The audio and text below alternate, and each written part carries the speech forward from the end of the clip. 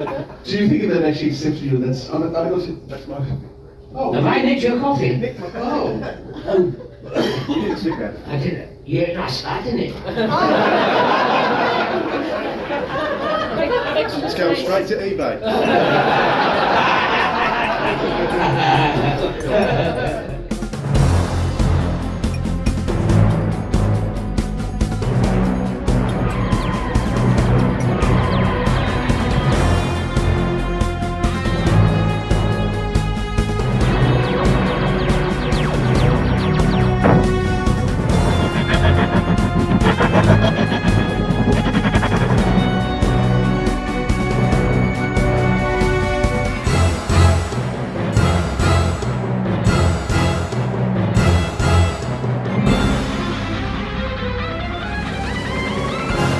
G'day audiophiles, welcome to the Sirens of Audio, the show that explores the universe of Doctor Who and other cult TV in the audio medium.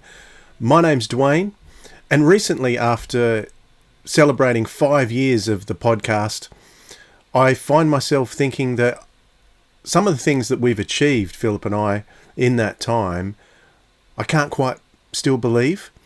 But last November we had the opportunity of hosting some live events with the Seventh Doctor himself, Sylvester McCoy. And as we enter March of 2025, we've already hosted Janet Fielding in Canberra, and we've got Matthew Waterhouse coming up in Melbourne, Adelaide and Sydney. So if you're still thinking about attending our events with Matthew Waterhouse later in the month, this will give you an idea of what goes on at our live events. Sylvester McCoy was fantastic. We visited actually 5 cities with Sylvester, starting off in Melbourne. We went across to Adelaide, Hobart, Brisbane and Sydney. So most of what you're going to see today is taking place at our Brisbane and Sydney events. There's a small clip of Adelaide in there too. But we'll start off with the initial interview that we normally kick off our events with. At most of our events, there is some kind of little technical hitch, but the Brisbane one started off with a technical hitch. And Sylvester, of course, is very adaptable to things like that. So, and it's always a lot of fun, even when things go wrong. Everybody up on your feet, let's welcome Sylvester McCoy.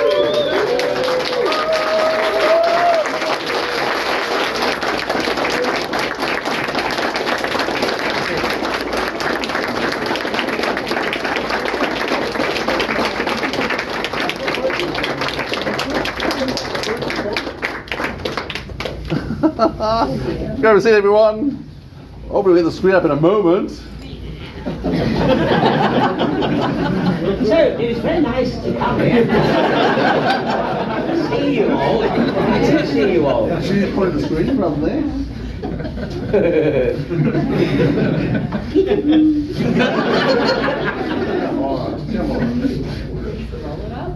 No, it was working fine. It was fine. Working fine. We'll have to stand up in front of it, really. Yeah, we'll work it out in a second. Yeah, it'll happen. There we go.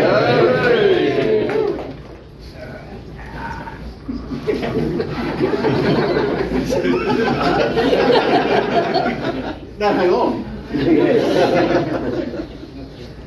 Welcome Sylvester, welcome everyone, great to see you all. How are you going, Sylvester? I think I'll stand up because when I'm sitting down it looks as if I'm standing up. Okay. But also the people at the back can't see if I'm sitting down. Let's go. I'll stay down though. Because you're tall. Okay, I'll stay down. How are you going, Sylvester? Fine. Good. Do you know where you've been so for the last 2 weeks? No idea. Yes, I've been to Melbourne, I've been to Adelaide, I've been to Hobart, and I came to Scotland yesterday. I arrived off the plane, it was raining, it was fucking cold, and I thought, oh, I've gone and fallen asleep on the plane and woken up in Scotland. I was so disappointed, it was horribly cold. And we spent a week with Janet Fielding just telling us how wonderful Brisbane was, how perfect Brisbane was, and she was angry with me because I wasn't bringing Sylvester to spend a whole week here because you'll have such a marvellous time with the weather so good, and we went, oh, you're kidding me. And notice she's clear up to Cairns, mind you, she's not even going to be here. Yes. Yeah, oh, indeed. What have been some highlights so far? Highlights? Well, I mean, Tasmania is a really beautiful place. I've always wanted to go there. I didn't quite know how beautiful it was. I thought it would be very rough because I knew very little about it except they massacred all the locals, and then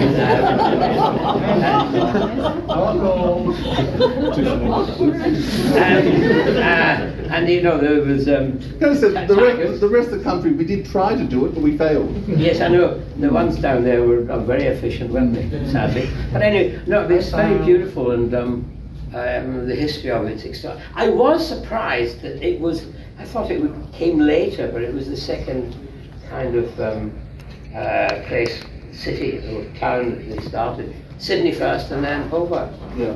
And that surprised me really. And you can see because the architecture is kind of. There's like English country house, you know, country towns with a big horrible prison. So, having a good time so far? Yeah, no, it's been great. It's great. I always like coming to Australia. Always a good time.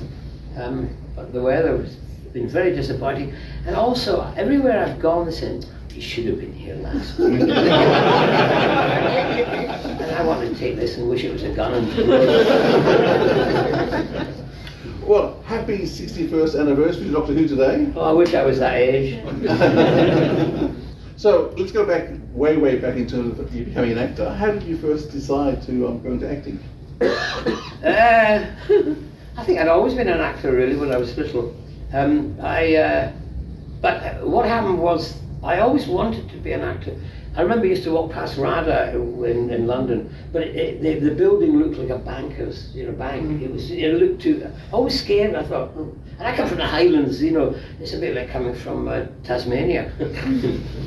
It's mountains and things. And extra fingers. Extra fingers and ignorance, and all that kind of stuff. So that was me, So I never got the courage to go there. But as the gods had it, I used to worked in the City of London with reinsurance and insurance and Lloyd's underwriting and all that horrible stuff. I hated every 5 years of it. And then the 60s arrived and everyone, you could drop out. You were no longer unemployed or you're no longer lazy. You dropped out and this was acceptable. And so I dropped out and grew my hair long, got the beard, joined the club. So the Roundhouse Theatre, which was starting up there, needed someone in the box office. They needed a hippie who could count. And so I fitted the bill. So I ended up in the box office. It was kind of a really wild place. It had rock and music and very avant-garde theatre, and it was the centre of the 60s kind of revolution. Brian Murphy of George and Mildred fame and Man About the House and all that. Do you know him out here? Well, Brian's wife was assistant administrator, and so when he wasn't working, he used to come in the evening and hang out when I was selling tickets, and we just used to loon around, just kind of joke and things like that. And then one day, this wonderful, amazing man called Ken Campbell came in. Yes, hello God. I didn't know you were back.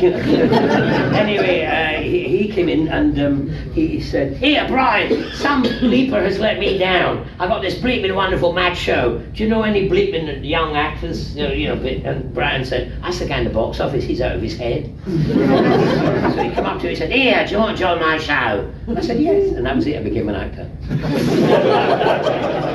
So you did a lot of stunt stuff and physical Yes, stuff? yes. Well, it was the group that I went to join. There was Dave Hill, Bob Hoskins, Ken Campbell, Jane, and myself. And Bob was very physical, and we became a kind of like a double act.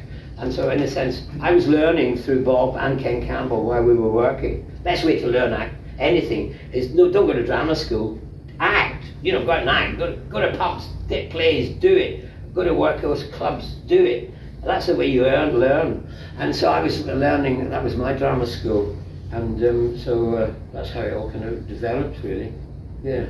What was your answer to your question again? Oh, just in terms of physical, a lot of the physicality. That's where it came from, Bob. And I didn't realise that I actually had all these skills.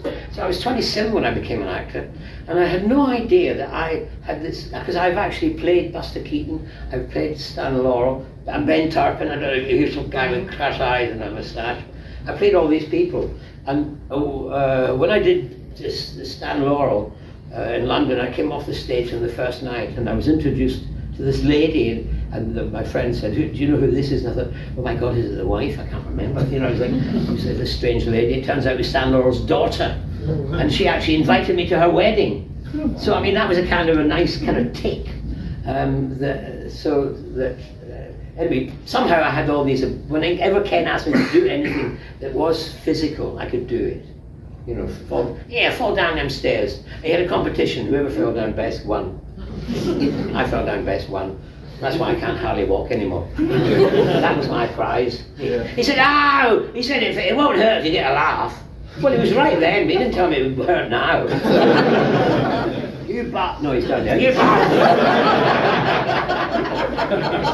Now let's go way back. Let's go back to where you actually started working in terms of how you became an actor. So, was acting always your dream? How did acting come about?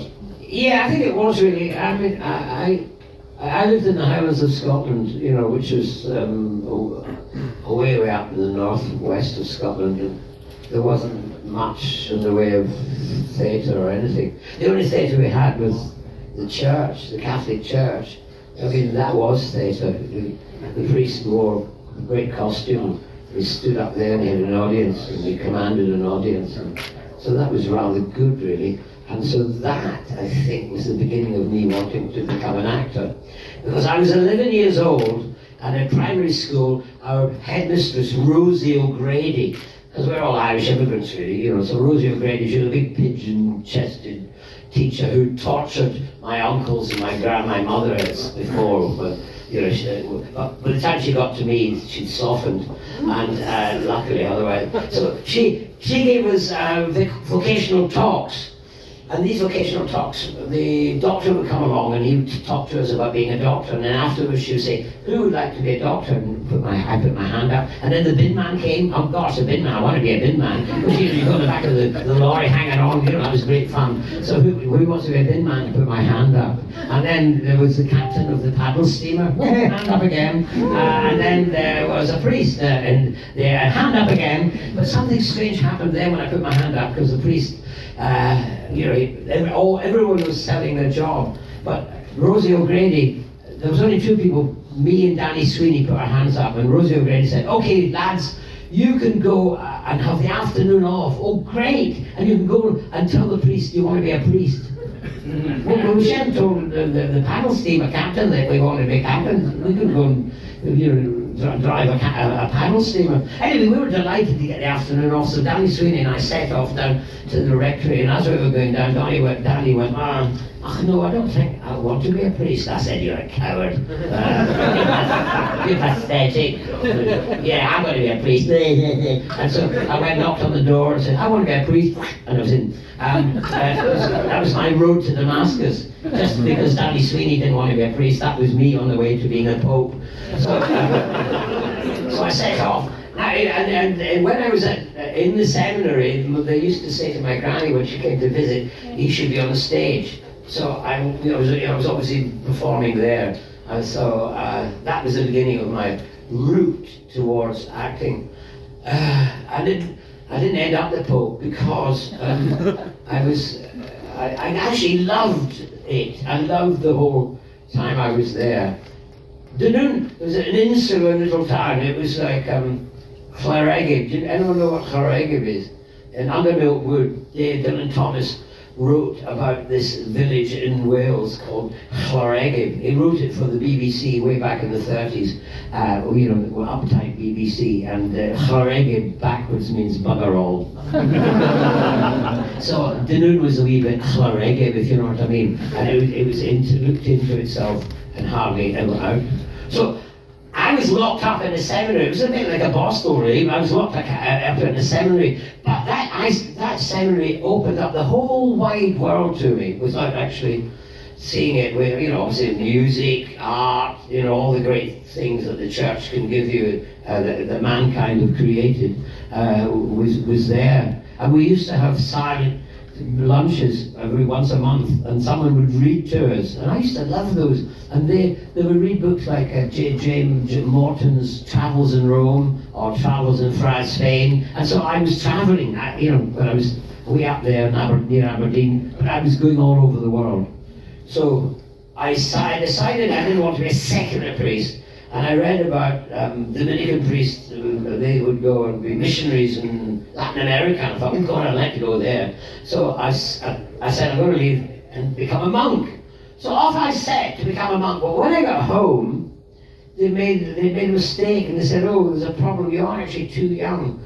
So I had to go to school. And so the Newton Grammar School was a mixed sex school, so I went to school. I was 17 and suddenly there were all these girls and I thought, so I decided not to wear a skirt and chased it instead. End of being the poo. Do you think if they'd actually accepted you, that's my... Oh. Have I nicked your coffee? Oh. You didn't stick that. I did it. You're not starting it. Let's go straight to eBay.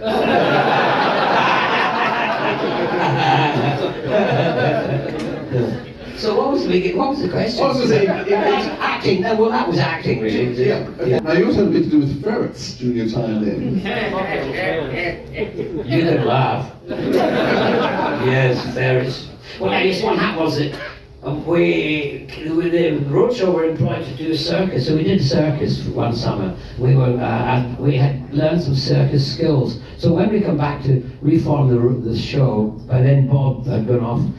He'd left the roadshow, and I said to Ken, we should use these circus skills in the roadshow. So we came up with a show called An Evening with Sylvester McCoy, the Human Bomb. And who was a stuntman. Ken wrote this piece.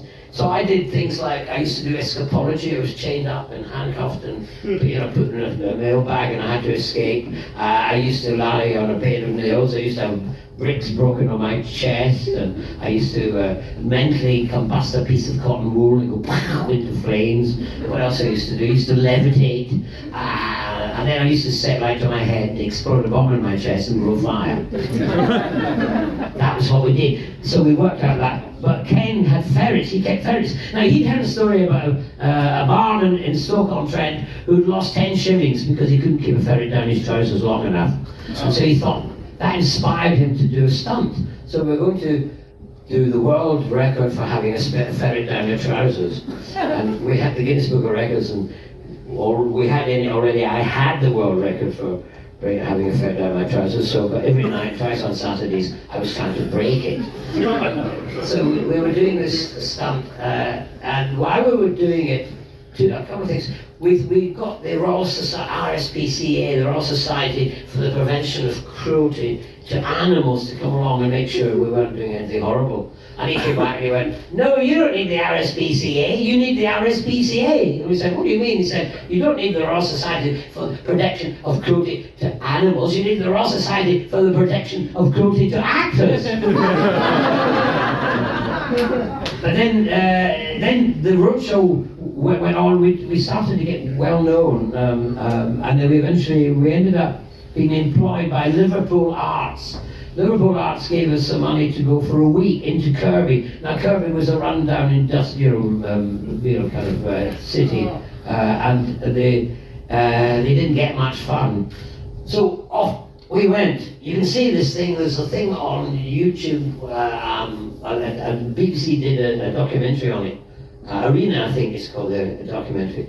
It's on YouTube, you can see it. And you can see it's all grey and bleak and drab. Anyway, off we sent for a week. And we were going down, we were doing all those stunts and sticking ferrets down my trousers and all that kind of stuff. And then this newspaper was following us around. It was owned by someone called Murdoch. Yes. Where's he from? America.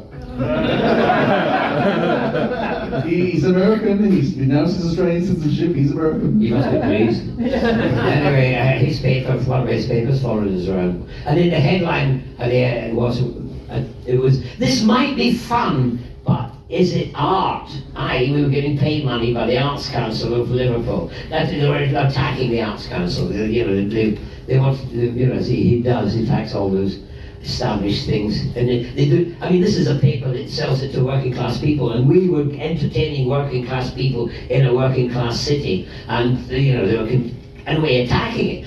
But the outcome was rather interesting because it described quite a lot of the stunts, and it described the ferrets down the trousers. And then suddenly, all over Britain, people started sticking ferrets down their trousers. Yeah, I mean, there's people on television with 23 ferrets down their trousers. I mean, it was a joke. It became as if it had been going on forever, you know what I mean, overnight, as if, oh yes, it was 1825, someone in some place, you know, got his nuts and eaten off by a ferret and something. No, I don't know, coconuts. Anyway, so that was so we've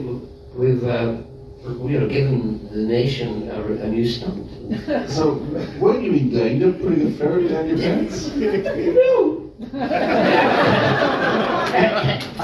No, there was a secret pocket. I mean, the thing is, you used to stick it down in a secret pocket and the ferret would go to sleep. So, I mean, I think I should get an Oscar for acting, because I used to act as if this ferret was jumping about inside my trousers all the place. And I used to get it out, and because I never got to break my record again, and then I'd undo the buttons and this little ferret would pop out and look around and go, no, why do you do that? Of course, aside from your Doctor Who roles, I mean, The Hobbit is another big role that people know you for. What was it like working in New Zealand, and how long were you in New Zealand for and working there? Well, it was 3 years of filming we did. I wasn't there all the time. The others, the dwarfs and Martin and all that, they all moved out there with the children, and they had a lovely time. It's a lovely place for children to grow up in. So they did that. I was back and forward doing my bits, which I loved, because they used to, you know, this is Hollywood money, Hollywood fly, first class. I'd come out 2 weeks early and stop off in India, and then get out and then go on to New Zealand, or I go to stop off in Japan on the way back, or we went to the Pacific Islands, you know, the Cook Islands, and all that. I was doing all that on top of it. So I was really having adventures before I got to do the filming, and then the filming was, you know, it was great to do. I enjoyed doing it very much.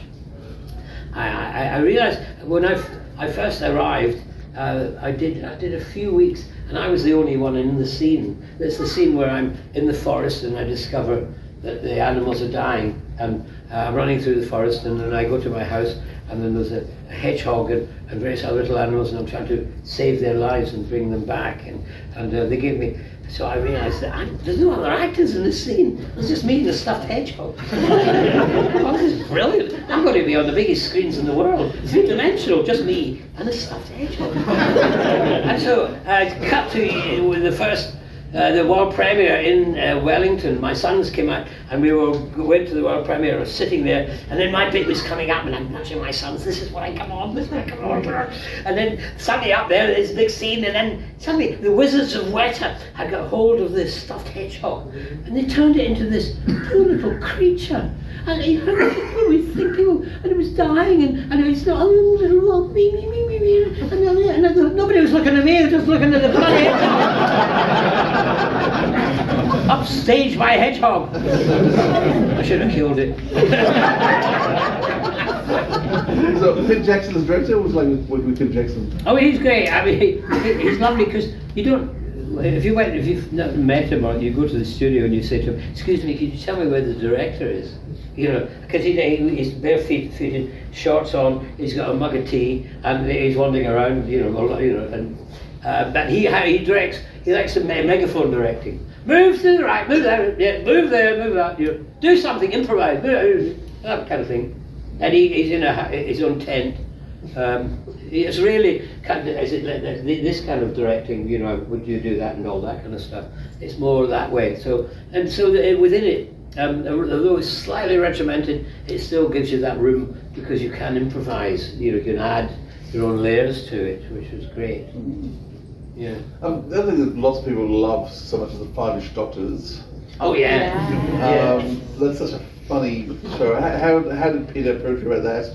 Well, yes, when we realised that it looked as if we weren't going to be in the 50th anniversary, and we were very disappointed, but all four of us at that time, we travelled the world, and one of the questions on the year before is, are you going to be in the 50th anniversary? The fans are always asking that question, are you going to be in it? And of course we thought, well, yeah, maybe, who knows? And then we discovered we hadn't. So Peter came to me, and he showed me 2 little films he made. He was in London in the West End doing a musical thing, and he had been invited to go to LA the February, and he'd accepted it before he got this job, so he couldn't go. So he made a delightful, witty little video. I don't know if you can see them. I don't know if they're around anywhere. They're really worth watching. Ask LA if they can, maybe someone's put it up there. But where he got David involved, and he got Sheridan Smith and various other West End luminaries involved, and it was all about him being locked in his dressing room, sad and alone and all that. And sorry, I can't come. So then next year they invited him again. So this time he did another video saying, can't come, I'm so sorry. And he sent that, and then when he's walking past an exhibition of Doctor Who in London, and there's a TARDIS, and he goes, I wonder. So he goes into the TARDIS, and then he appears live in LA to the audience. They didn't know he was there. And so he got into the TARDIS in London, and then he walks out of the TARDIS on the stage in LA. God, I'd love to have been there. That must have been a wonderful, joyful surprise for the audience. So he showed me those 2 things. And so I said, yeah, let's go and do it. You know what you're doing. And he did. It was he and Georgia. They did a great job. Georgia, that's weird, that, isn't it? His daughter, and she's married to he's a Doctor Who. That's Doctor Who's daughter, and she's married to him. They should be arrested, I think. So Bonnie decided to leave. Was that her choice or production choice? Why did Bonnie decide to go? Well, normally companions stay on when an old doctor leaves, and then they stay on halfway through the new doctor's first season. But I'm not. I think Bonnie got offered a job and just wanted to leave, or she was, fed up with me with 1, 2, 3 out, whatever it was. No. And it's like, because every story I was doing in that season, there was a young lady in it, and they were looking at the new companion, and luckily Sophie was in the one where Bonnie decided to leave, or was asked to leave. I don't know how that worked, and so that was how I ended up with Sophie Aldred. Really, she just arrived one day, laughed at all my jokes, and still does. Because it could have been Sophie, or it could have been Sarah. Yeah, it could have been Sarah. I don't think it was Sarah. I can't think. Yeah. Who played Ray in Delta the Bannerman. That's right. Yeah. And funny enough, I've been. Yes, it's been announced today. Oh, is it? Oh, good. I can. I was about to say that. All right. Oh, good. Yes, because I've been working with her again. We've been doing stories together. It's Sarah Griffiths, wasn't it? Yes. Yeah. So Big Finish has just done a series of stories with the 7th Doctor and with Ray. Yeah. So it's been announced. So that's going to be interesting to see. Yeah, I think 3 or 4 stories we did. I think. Yeah. So that was fun to do with her. Yeah, it was great. Yeah. The companion that could have been. The guest, absolutely. Now the companion that it is. Yeah. So when Sophie came, you were happy enough to work with her? No, it's horrible. All these years. Oh, she said the same thing about you 12 months ago. Yeah, I know. Well, we feel the same way, really. I know the Big Finish is a bit worried about you when they start banking episodes. You need lots to record Big Finish this year. Yes, the whole last month I was 3 a week. I was doing 3 stories a week last month, and because they think I'm going to die soon, so they get as much as I can possibly get. I mean, they did say the same thing for Colin last year. Colin said to me, I think they think I'm going to die. I've done all these. And of course they've got Tom Baker, they just keep doing loads with him. And apparently Janet Fielding's been reading out saying, I think Peter's going to go soon, you should be doing more work. Peter's looking a bit pale and and of course, yesterday was the 61st anniversary of Doctor Who. Oh, For the 30th anniversary, they did that masterpiece, Dimensions of Time. Oh, it was terrible. Oh God, it was terrible to say. But that was John. He tied us up with EastEnders. You see, he wanted to be a producer of EastEnders. He thought maybe this was a way into it. Oh, it was just. That was the only wonderful thing about it was it was. Oh, I got to get up and go downstairs really, just to show you what the wonderful thing was really. And it was. I got to work with Louise Jameson, who I'd always thought was one of my favourite companions in that. And they were using a 3D camera, and it was a German camera, and it was, the way it was worked as 3D, it had to keep moving, and it had a long tail and connection to the electricity and all that kind of stuff. So I had this wire, and so what's her name? Yeah, Louise and I were kind of, acting together. Oh, could you stand up and be Louise for a minute?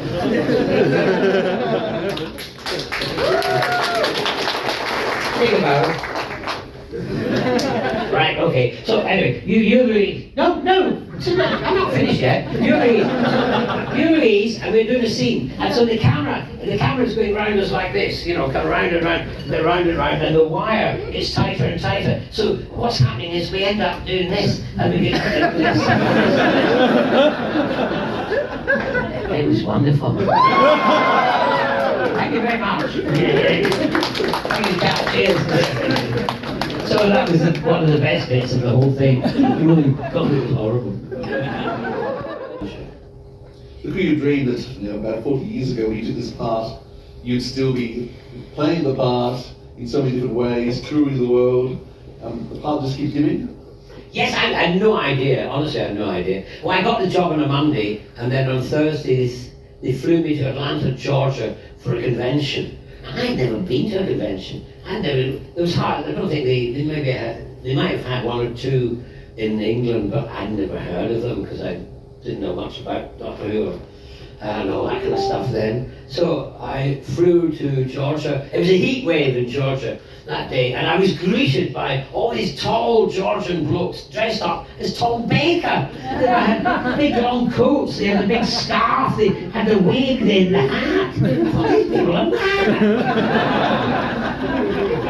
But that was my introduction to conventions. And do you find Doctor Who fans are still there? Completely and absolutely. Brilliantly, wonderfully mad. Yes. Yeah. One of the highlights of our events are the audience Q&A, and Sylvester himself said to us that this was his favourite part of the day because he would get in amongst the audience and right up close and personal with them and get their questions and react on the fly. And I've got to say that Sylvester was exceptionally entertaining, and it was a joy to watch every single sitter he went to and interacted with the crowd. So I'm going to put in clips from both the Brisbane and the Sydney Q&As for you to have a look at here, and I hope you enjoy. All right, coming through. Oh, it's okay. So you do a lot of stunts. Have there been any close call stunts that have gotten maybe really wrong on Doctor Who, like the explosion? Oh yeah. They used to try and blow us up all the time. There was the one at the end of the Greatest Show in the Galaxy. That was the one, yeah. And it was the last show of the day, shot of the day. There was no way of ever doing it again. We were finished. We had to go to the next thing, and we had to get it on one go. And I looked into the tent where there was all these kind of big. They look like thistles with holes in them, And I thought, what are these? And they said, oh, this is to blow the detritus of the gods of Ragnarok out. The wind would come, a great wind, and all this stuff would come pouring out of it as you walk past. So I said, oh great, that's fine. So then they set off, said action, and I set off, and as I went back, suddenly the Second World War seemed to take off. There was this huge explosion, and I knew I had to keep going, and don't blink, don't want to be doing, just keep going. Am I on fire? I'm not doing it. And they can. And they forgot to tell me that the BBC hadn't sent down all the stuff needed for the wind and all that kind of stuff, so they said, oh right, we'll just blow it up. That was one, yeah. There's a rumour, and say it isn't true, that you won't be coming back to Australia after this visit. There's a I made a joke to somebody. Somebody's in this room. And he said, will you come out? I said, oh yeah, I'm so old, it might be the last time. It was just a joke. And then they put it out and said, Sylvester McCoy, last time! Yeah, he's going to die after this one. I'll do anything for publicity. I do. Yeah. So I mean, but then they went around the world and people said, "Oh, you know, we're going to do any more conventions." And I said, "Yes, I am." Will you come back to Australia? Yeah, I would. Yeah, if I could.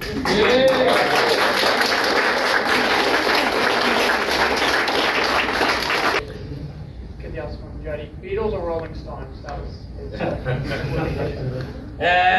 Oh, that's a very difficult one. Because I was once a bouncer for the Rolling Stones. A bouncer?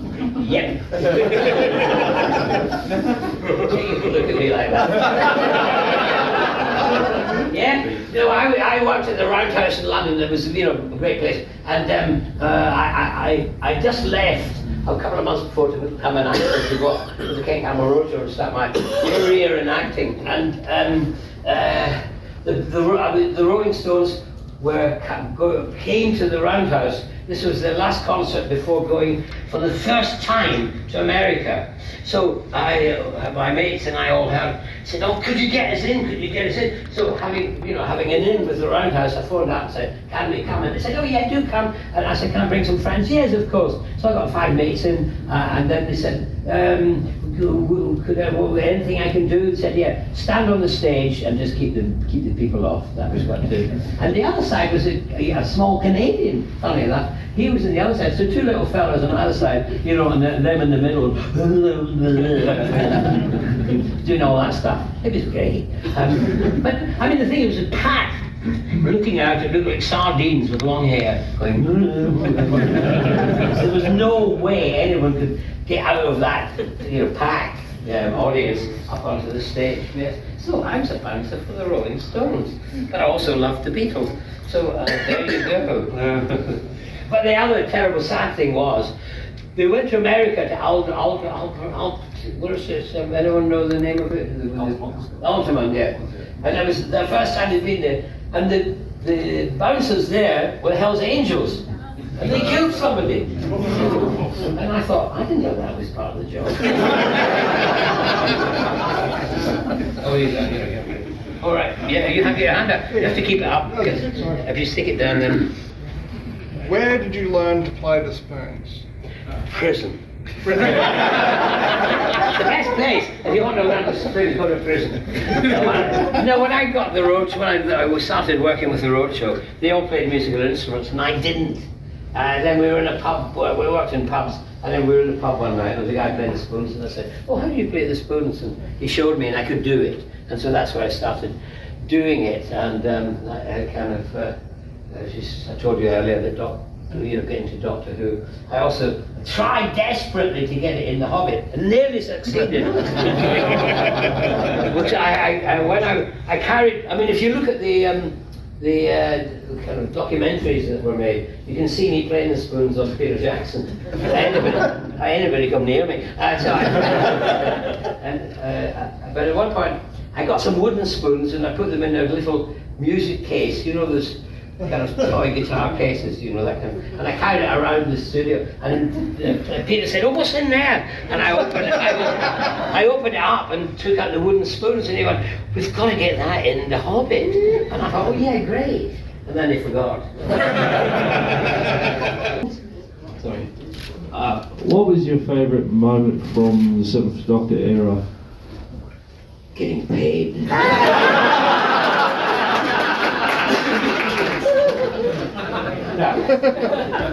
Hi. So, unlike most other doctors, you didn't get a conventional handover from your predecessor. Obviously, a lot of times passed since, you know, you've worked with Colin several times, but I was curious as what was the first time that you met Colin like, and sort of what circumstances did that happen in? It was in Cleveland, Ohio. Cleveland is an interesting city. It was an industrial Rust Belt place, and it was infamous for the fact its river went on fire. And I was there, and Colin was there. We didn't meet in the hotel. They were doing the convention in the cinema, and so what they did was they tried to do a regeneration. Whereas when Colin came onto the stage, Colin would, I was on that side, Anyway, he came on going, I am the doctor, I am the doctor, I'm the doctor. And then I was on this side, and I come down, I am the doctor, I'm the doctor. And then we bumped into each other. But his big belly had knocked me over. And then, no, it didn't really, but and then we met. And then that was it. We did a regeneration scene. That was the very first time I ever met him. Yeah. Okay, excuse me. Move your feet. Thank you. One of my favourite parts of the 50th anniversary was the Fiveish Doctors reboot. How did that come about?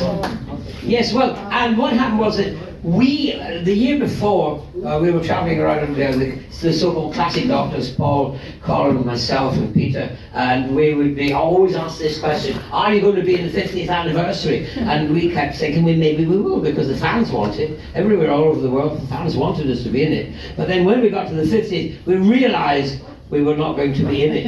Now it was Peter's brilliance to come up with the idea. We were in Australia, the four of us, when we started making that film. And Peter did this wonderful thing before to show us what he could do. He was supposed to be at LA, at a convention in LA, but he got a job in the West End in a musical, so he couldn't go. So he did a very witty apology to the fans that he couldn't go that year, and he showed it to the fans. And then the next year they invited him, but this time he couldn't go. So what he did was he made another very, very witty little film. But in the film, he's walking past an exhibition of Doctor Who, and there's a TARDIS, and he walks past the TARDIS and he thinks, I wonder, in the film. He goes into the TARDIS in the film, and those in LA were watching. There was a TARDIS on the stage, and he walked out this TARDIS on the stage. And I thought that was such a witty and wonderful thing to do, and there was lots of wit in it. So I agreed, definitely do the Fiveish Doctors reboot. So that was why we set off and did it, really. And I think it was better than the 50th, personally. And I'm so proud that we outed John Barrowman as a heterosexual.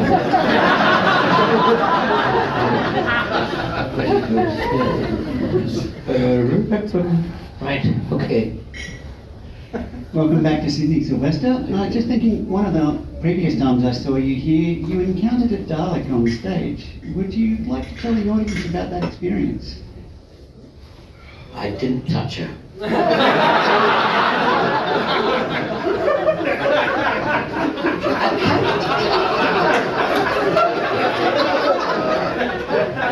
Not guilty. What are you talking about?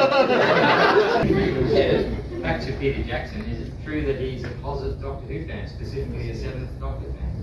Well, yes, that's interesting because I'd heard that rumour when I started doing Doctor Who.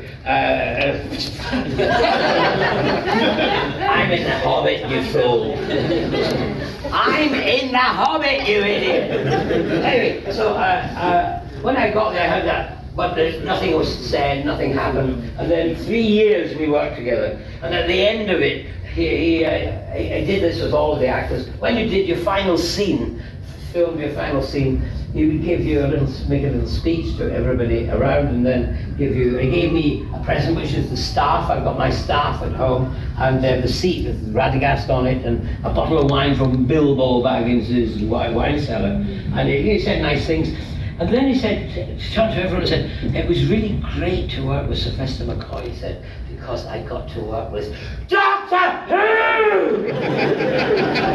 3 years! And they never mentioned it. And everything was very wise, because if he just said it the first day, and he said, then the balance of powers would have been different. He said to me, well, Sylvester, could you move over there? I said, no, Peter, I don't think I should. Yeah, he was a fan. He's got my costume, I believe. Did you prefer working for the BBC or Big Finish?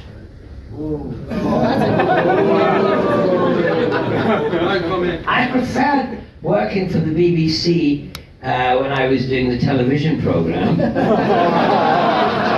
I preferred working for Big Finish when I was doing the audio programme. Try that one. Oh, right, well, here we go. So, yeah. Right, here we go.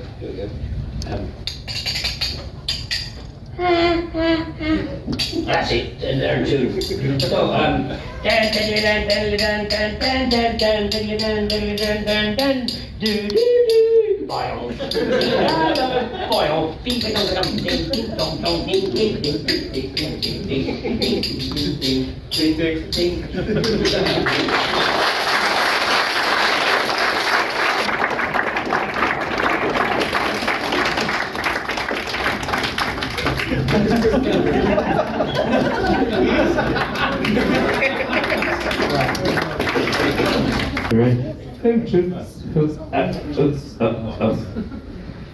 It's a great talk, thanks. What are your biggest influences as a comedic actor? Right, I suppose Groucho, I mean all the Marx brothers really. Groucho Marx, I love Groucho Marx, and Buster Keaton is one of my great gods. Stan Laurel. I played Buster Keaton actually, and I played Stan Laurel. I played Stan Laurel twice. Who else? And then the Python lot. They're all, they're my gods. But mainly Buster Keaton. I mean, Charlie Chaplin's great, but I find him a bit sentimental. I like Buster Keaton better as one of the great silent movie guys. Have you ever broken anything on set? Have I ever broken anything on set? Yeah, well, I can't. It wasn't quite. There was a big convention in London, and I had this big one on stage, and it was full of all the monsters here. So I came through the TARDIS door there, the monsters and everything like that, and I came out of the TARDIS door, and I didn't know which way it opened. I'd never opened the TARDIS door before, and so I was kind of pulling it when you're supposed to push. Anyway, I came out and the whole thing fell apart, and then there was kind of one on the end there, and I went out and I shook his hand, and his arm came off, and then I went and gave another one a hug, and it collapsed. That was my it was, and I thought. Then I started to play it. I mean, I didn't really, at first I wasn't doing it intentionally, and I thought, this is fun. Howdy, what was it like? Howdy! What was it like working on that recent monster movie that Rob Zombie did? I didn't know anything about Rob Zombie. And then when my agent said, Rob Zombie would like you to be in the monster movie, they're doing it in Hungary. And I hadn't been to Hungary, so I thought, I'm interested. So I didn't know who he was, so I phoned up my son who knows about these things, and I said, Sam, the Rob Zombie's asked me to be in this film. He said, oh, Dad, you've got to do it. He does horror movies. He's a cult director in horror movies. You've got to do it. And I thought, okay, if you think so. So I went and looked at one of his videos, and of course he's heavy metal, and I watched him, doing, and it was really wow. I like heavy metal, and it was great. And I was always so excited. So I'm off to Hungary, to Budapest, to meet Rob Zombie, and this wild, kind of rocker, eating rats and throwing televisions out the windows, cocaine up his nose, women all over the place, alcohol. I get there, find out he's a vegan.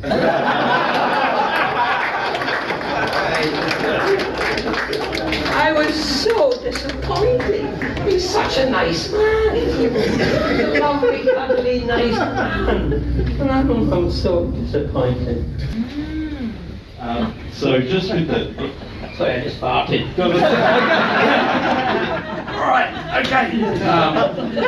So with the scripts and the stories for Big Fiveish, I'm interested as to how much input you have in that, whether it's before or as the script is being written, or afterwards, where you sort of are collaborating once you receive the script. Well, I mean, not the specific scripts, but the journey. Sorry about that. the journey that we were on with my doctor, we discussed that, and then he took them through each individual script. When we got the scripts, yes, you'd see something and I could improvise it or change it. But normally I improvised it when we were rehearsing, or when we started filming on location. I started to improvise whenever I was there. So that was how I did it, really. It's coming round. Have you read any of the Doctor Who Adventures books which built on your character after the cancellation?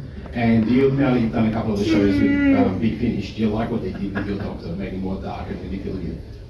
Yeah, well, that was the ambition, was to make them like dark and manipulative. But the books, well, when they first brought them out, they used to send me a book and £50. And then they sent me the book and they forgot the £50. And then they didn't send me the book, so I gave up reading them. What was it like working with Anthony Amy? Anthony Amy was a very strange man. Anthony Amy was a very strange man. I think he was a sad man, really. I think he was a lonely man. But what he once said to me, he said, all I want to do for the rest of my life is play the master and play cricket. Those are his two things. I once met him out of, offset, as it were, in a shopping mall near where I lived. And I met him, and he just seemed like this rather sweet, lonely man, really. That's all I can tell you about him. When he was acting, he was really frightening. I mean, he was. When he was playing the master, he tried to. Well, we had a fight. It was in the desert, this desert of Dorset. It was hot. They gave me some cat's eyes to put in my contact lenses. At the last minute, everyone else had gone to to get them sort of fixed. So they borrowed someone else's. They said, no, you need to get them. And there was sand in them, so my eyes were watering. It was hot. I had that pullover on. And I was fighting him. And he had a fever bone, and he was hitting me with it. Because I couldn't see it, because I was weeping. And but he didn't stop. He was a method actor. He nearly killed me.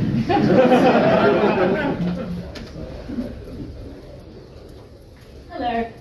So in the time of the Rani, the Rani seems just wonderfully exasperated with the Doctor as he keeps, playing around and mixing up his words and stuff. Was that in the script, or was K.O. Mara just sick of you? I hope not. We'd only work for 5 minutes.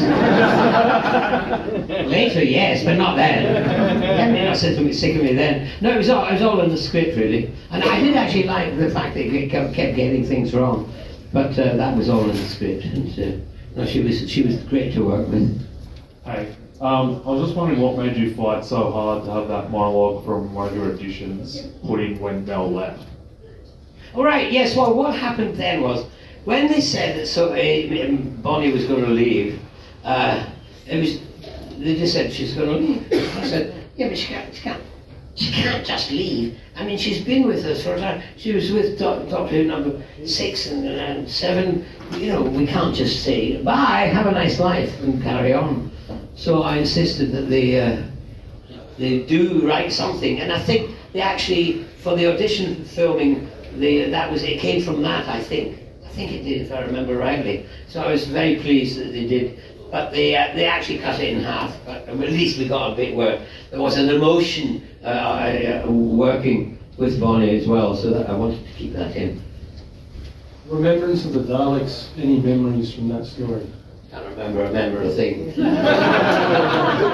Remembrance of the Daleks. I do remember. Remembrance of the Daleks. Well, I mean, I love that. That's my favourite one, because I think it was about a very serious subject. It was about race and stuff like that. But there was a lot of laughs in it. At the time, in London, not only were there race riots, but the IRA were very active.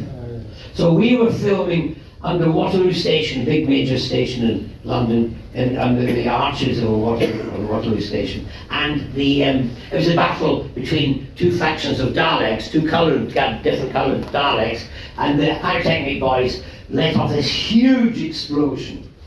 And I was watching this, and suddenly car alarms went off, windows were cracked. It was announced on Capital Radio that the IRA had blown up Waterloo Station. And suddenly there was fire engines, police cars, ambulances rushing down the street, and they came down like this towards me, the ambulance first, and the smoke was coming out, of the tunnel here, and suddenly the driver of the ambulance screeched to a halt, and his shin went down to his chest, because out of the smoke came $3.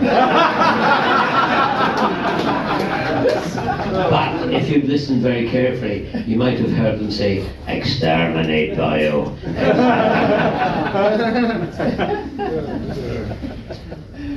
There you go. Just want to ask, you mentioned earlier your first meeting with Colin Baker. Do you have any distinctive memories of meeting Tom Baker for the first time? And if so, what was he like? Tall. The doctor. Pain in the neck. Well, not because of him, he was so tall out my neck. So, Tom Baker, where did I meet him? I think it must have been a convention, but I can't remember really. I mean, I've great admiration for him. You know, I think he was a great doctor. But he was on. Have I got news for you? Did anyone see that one? Yeah.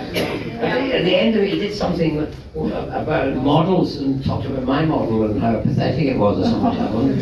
It was a wee bit nasty about my model. Imagine that, be nasty about my model. Anyway, which amused me actually, because what happened was, when I was Doctor Who, there was a Paul who was the best favourite Doctor, and I topped him off the top of that. He was always the top, and I pushed him off just for one go. But then I suppose in a way it wasn't surprising. I was the Doctor at the time, so people would vote for it anyway. I don't think he took it too well. But you can get it. You want? I want to ask a question. Oh, you want to ask a question? All right. I want to use the mic. Yeah, you must do. Yeah, I was surprised to hear that you once auditioned for Spike Milligan. What was that like? What was he like? We had Spike Milligan. It was terrible. No, I had the flu. I had a really bad flu. I felt I was going to die. But I was, I had the opportunity to go and, audition for him.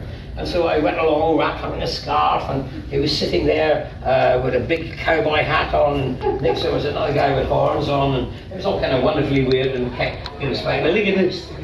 And but the problem was, I couldn't stop doing Spike Milligan to Spike Milligan. I couldn't get out of it. I was kind of just couldn't. I had the strength because of being ill to get out of it. And he kind of, at the end of it, he did say, "Oh yeah, you're obviously a funny man. Goodbye." And that was it.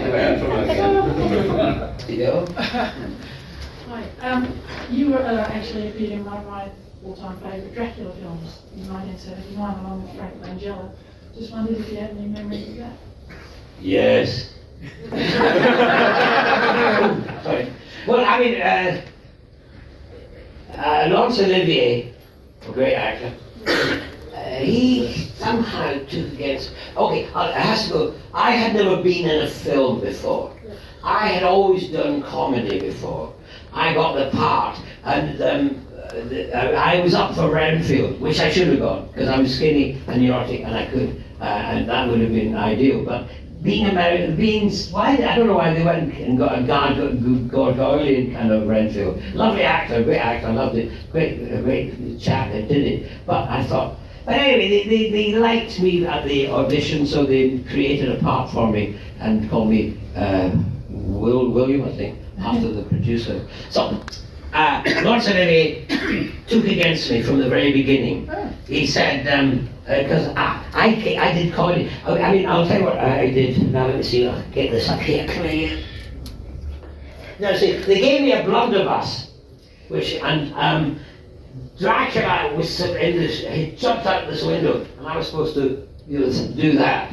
So it was a thick shot, and I took the blunderbuss and said action, and I went, and I flew out backwards out of the set and the screen because of London, and I thought that was funny. But they all went, "What have you done? What have you done?" So that kind of didn't make them happy. I was also working with Don Pleasance, and of course we got on really well. But he was cheeky too, because he had this. If you watch his films, he always has a thing he does. And this one, he was eating. So every time he was in the scene, he was always eating something, And you see other films, he's got a hanky, and he's always doing this. And I was at the other end doing this. And the both of us tried to upstage for lots of it, and succeeding. And so he took against him. So we have. I had scenes with them, but not just the two of us. But there was one scene where there were just the two of us. Now this is the door to Lucy's room, Dracula had been in, sucked her neck and jumped out the window. And so Van Helsing, who was Laurence Olivier, that was Van Helsing who's Dutch. So Van Helsing with a German accent. He couldn't even do a bloody Dutch accent. Anyway, so we're coming down. I'm carrying the garlic beside him, and we come down like this, rehearse, right action, walk in. Okay, now we'll go for it. We'll go for the take. We come down from the take. As we're going down, I'm here, him now, and he's there, and he goes in, and he goes like back to me, and I go up a bit into the wall. You're playing a wall, by the way. And then I went into the wall, and he walks in all by himself. And of course, it wasn't that important a scene. And the director stopped for a second and went, oh, well, he was under pressure to get it done. So he said, oh, well, we'll do it. Well, that'll do. I was so angry. So in the next scene, if you ever see this film, I'm up at a window at the back of Laurence Olivier and with garlic, and I'm out of focus. And I'm doing on the window, I'm going, and a friend of mine, an actor friend of mine who was an Olivier fan, came out of the cinema one day and said to me, do you know something? You upstage Olivier and you are out of focus. So I was quite pleased with that. Right, are we finished? Yeah, okay. Well, thank you very much, I think.